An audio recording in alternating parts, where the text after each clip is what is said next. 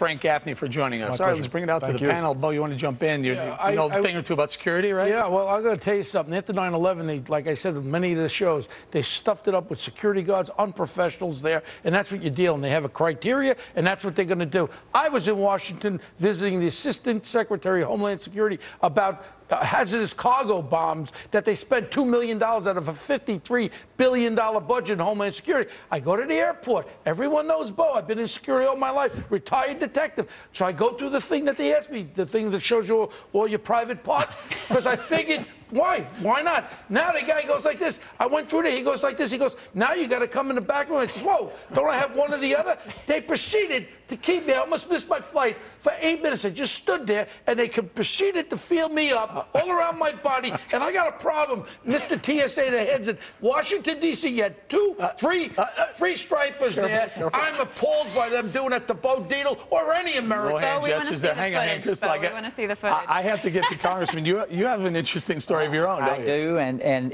there are good folks who work for TSA. Look, there are great people out there work, but their policies are ridiculous.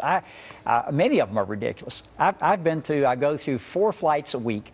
I've had my briefcase scanned for explosives. I remember one particular day I did this. The next day I walked in the White House because they knew I was absolutely no risk to meet with the president. This was about a month ago.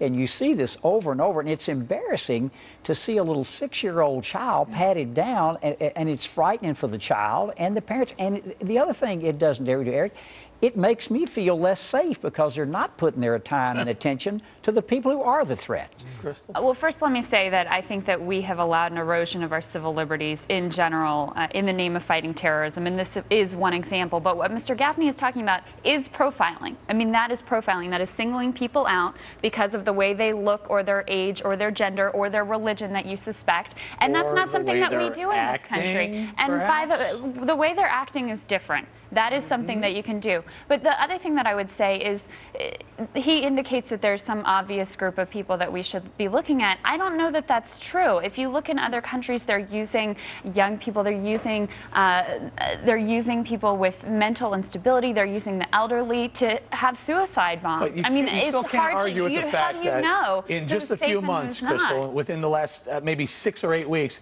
2 6-year-olds have been patted down, an adult diaper, a woman wearing an adult diaper, and an infant put up on the table and checked. Meanwhile, this way too many of our civil liberties. With all respect to the P word, everybody gets panicky about profile.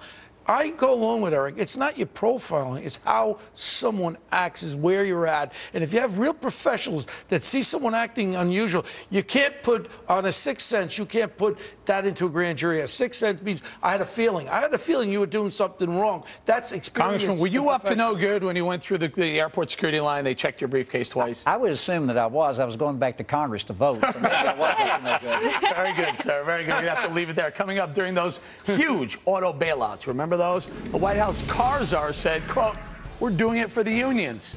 Now he denies ever saying it. Who's telling the truth? Next.